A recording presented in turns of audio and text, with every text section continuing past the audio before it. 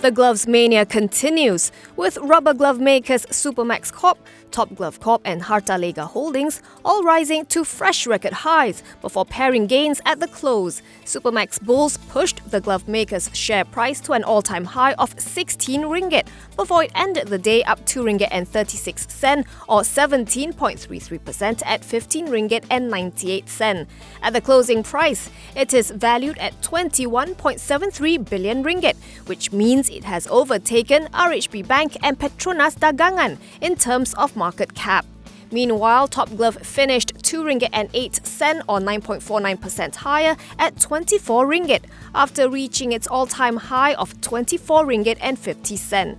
At 64.72 billion ringgit, its market cap narrowly exceeds that of the Naga National, which at the closing price is valued at 64.58 billion ringgit. Finally, Hartalega ended up 84 cent or 4.92% at 17 ringgit and 90 cent for a market capitalization of 60.65 billion ringgit after climbing to its record high of 18 ringgit and 10 cent.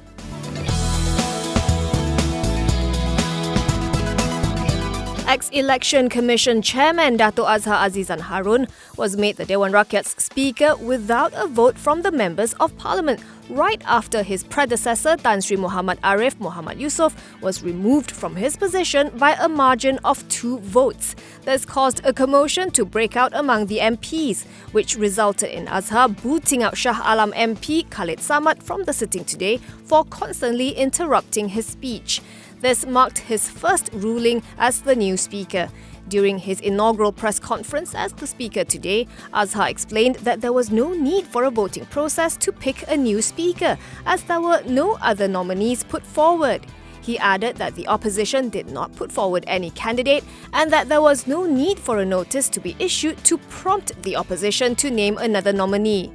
Meanwhile, Muhammad Arif, speaking after his ouster as the Dewan Rakyat Speaker, said this is the first time in the history of the world that a Speaker is removed before the dissolution of Parliament. He said the only other country that has done this before is Trinidad and Tobago in the 1990s, but this was due to an offence committed by the Speaker.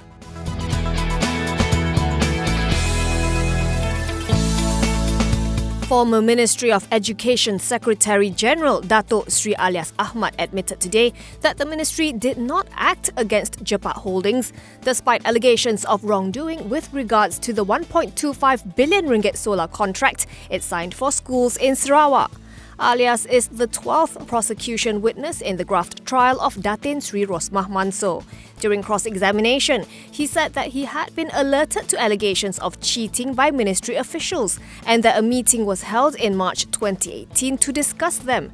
During this meeting, 3 measures were recommended: to hold an internal inquiry, to amend the contract, and to lodge a police report on the alleged cheating attempt.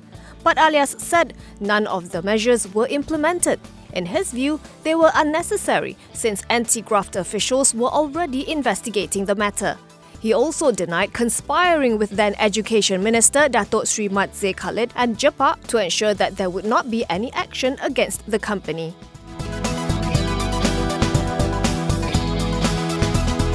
Malaysia Airlines and Malindo Airways received the highest number of air traffic rights in allocation in the first half of this year.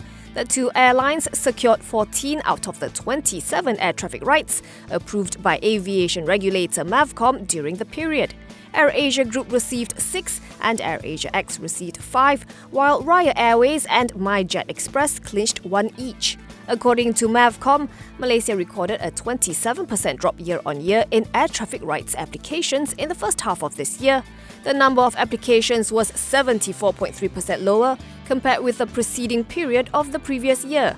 In terms of allocations by airports, Mavcom says 20 air traffic rights were issued for flights originating from KLIA, 2 from the Sultan Abdul Aziz Shah Airport and 5 from other Malaysian airports. Meanwhile, 39 were approved prior to the first half of 2020 but were not utilised by the airlines and subsequently returned. AirAsia Group had the highest number of unutilized air traffic rights at 17, followed by Malindo Air 15, Malaysia Airlines 5, Fly Firefly 1 and Raya Airways 1.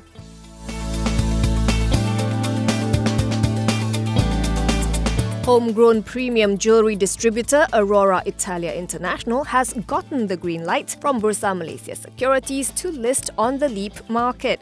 Its managing director Datin Wira Yvonne Lim says the fundraising and proposed listing on the LEAP market involve the placement of 30.61 million Aurora Italia shares, representing 10% of the enlarged capital at 10 cents per share.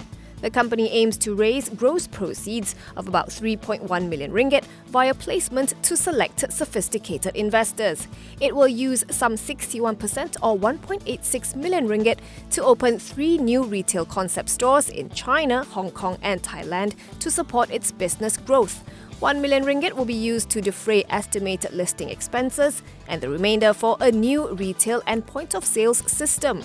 Based on the enlarged share capital of 306.05 million shares, the company will have a market cap of some 30.6 million ringgit.